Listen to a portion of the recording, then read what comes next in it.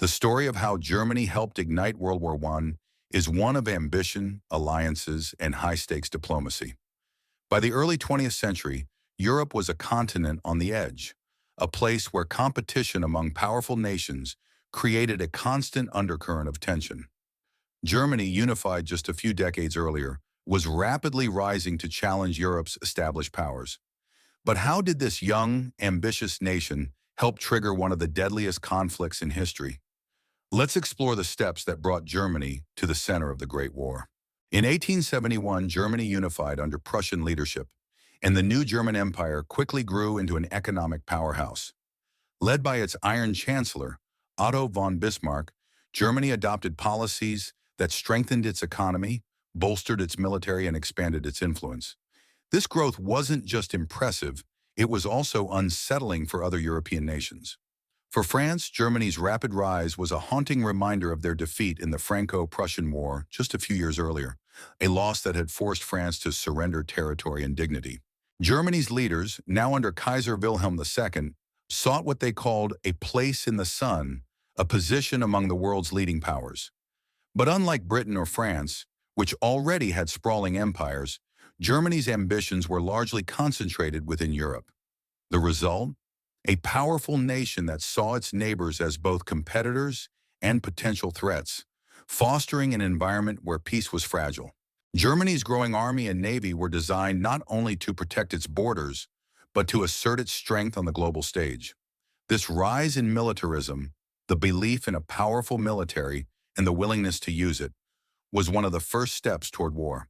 Europe's political landscape became defined by a complex network of alliances. Germany, alongside Austria, Hungary, and Italy, formed the Triple Alliance. Meanwhile, France, Russia, and Great Britain countered with the Triple Entente. To Germany, these alliances offered a sense of security, but they also made diplomacy more precarious. With these alliances, a small-scale conflict involving just two countries could rapidly draw in others, setting off a chain reaction. For Germany, the Triple Alliance was crucial because it offered support on two fronts: Austria-Hungary to the south and Italy to the southwest. But this system of alliances also meant that if Austria-Hungary found itself at war, Germany would feel compelled to intervene. Tensions ran high as nations not only signed treaties, but also prepared for possible conflict.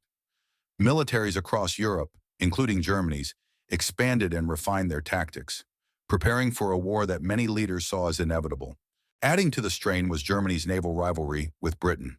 As Germany expanded its fleet, Britain felt its dominance on the seas threatened. This led to a costly naval arms race that only heightened the sense of impending conflict. Germany's powerful navy, combined with its alliances, showed that Germany was not just protecting itself, it was positioning itself as a major force in Europe. While alliances and militarism played a part, the immediate spark for war came from the Balkans. This region, especially Serbia, was a source of instability. Serbia was a growing power with strong cultural and political ties to Russia, which protected Slavic nations. For Austria-Hungary, Serbia's ambitions and Russia's influence in the Balkans were a constant worry. The assassination of Archduke Franz Ferdinand of Austria-Hungary in Sarajevo in June 1914 became the crisis that set everything in motion.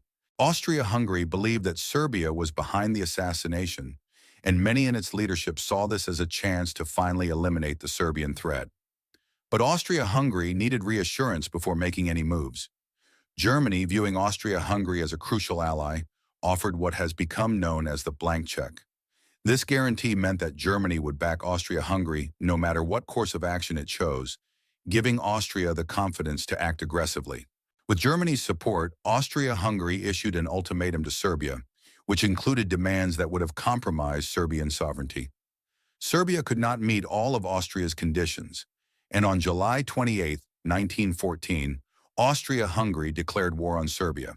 Germany's blank check was a pivotal moment, a decision that made diplomatic solutions far less likely. The blank check made Germany a central player in the unfolding crisis, as it emboldened Austria-Hungary to take a hard stance without fear of isolation.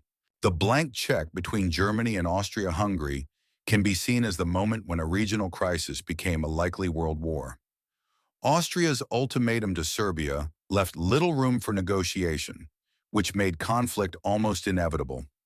Even though Serbia agreed to most of the demands, Austria-Hungary refused to compromise. With Germany's full support, Austria declared war on Serbia, triggering a chain reaction among the Allied nations.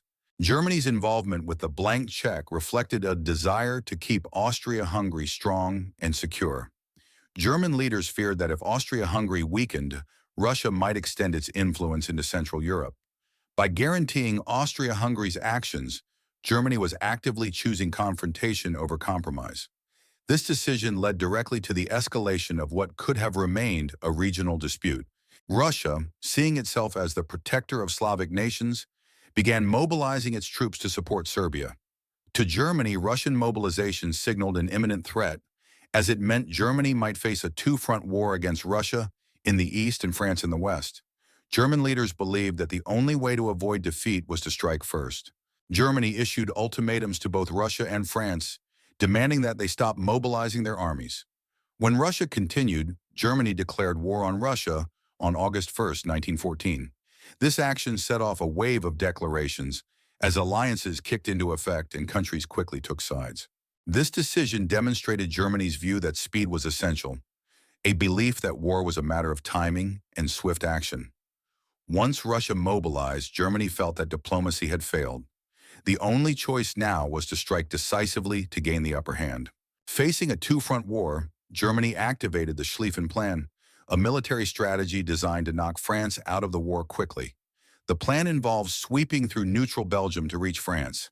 However, this invasion of Belgium drew Britain into the conflict, as Britain was bound to protect Belgium's neutrality. On August 4, 1914, Britain declared war on Germany. The Schlieffen Plan showed Germany's willingness to ignore diplomatic consequences in favor of military advantage. By violating Belgian neutrality, Germany widened the conflict and drew in another major power. The war now involved not just continental Europe, but the British Empire as well, creating a truly global war. Within weeks, Germany's actions helped transform a regional crisis into a full-scale world war. Germany's alliances, militarism, and calculated risks all contributed to a situation where peace was no longer an option. Germany's decisions, from the blank check to the invasion of Belgium, became catalysts that made diplomatic solutions impossible. Germany's rise to power and its willingness to take bold, often aggressive steps in diplomacy played a defining role in the events that led to World War I. While Germany was not solely responsible, its actions helped accelerate a crisis into a global catastrophe.